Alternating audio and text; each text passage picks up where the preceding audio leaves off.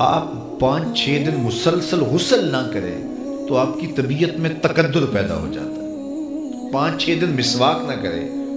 تو آپ اپنے آپ سے نفرت کرنے لگ جاتے ہیں کہ یار میں عجیب قسم کا شخص ہوں۔ 4 دن مسواک نہ کریں، 3 دن غسل نہ کریں، 5 دن کپڑے نہ بدلیں اور جو ہے وہ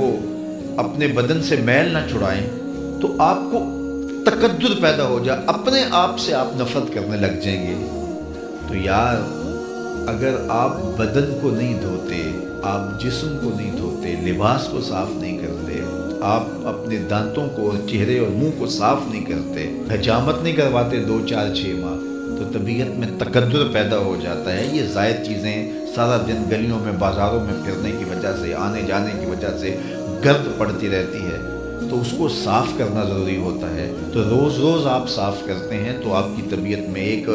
سرشاری سی رہتی ہے، آپ کی طبیعت میں ایک ہلکا پن آ جاتا ہے جب آپ غسل کر کے نیا لباس یا صاف لباس پہن لیتے ہیں اور اچھے انداز سے حجامت کے بعد آپ اپنے آپ کو ہلکا پھلکا محسوس کرتے ہیں اور طبیعت میں خوشگوار تاثر پیدا ہوتا ہے۔ تو اگر آپ اپنے دل کو صاف نہ کریں، اپنے نامہ اعمال کی سیاہیاں نہ مٹائیں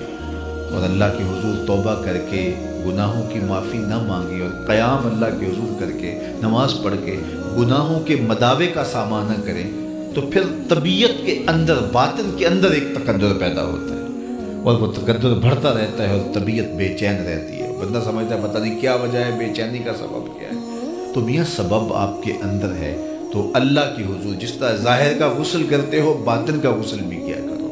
جس طرح ظاہر کو مل مل کے دھوتے ہو باطن کو بھی مل مل کے دھویا کرو۔ نبی رحمت صلی اللہ علیہ وسلم نے اس کا علاج بیان فرمایا، وعلیکم بقیام اللیل، تمہارے اوپر لازم ہے کہ راتوں کی تنہائیوں میں قیام کرو، راتوں کو اٹھ کے اللہ کے حضور سجدہ ریزیاں کرو، قیام کرو، قرآن مجید کی تلاوت کرو۔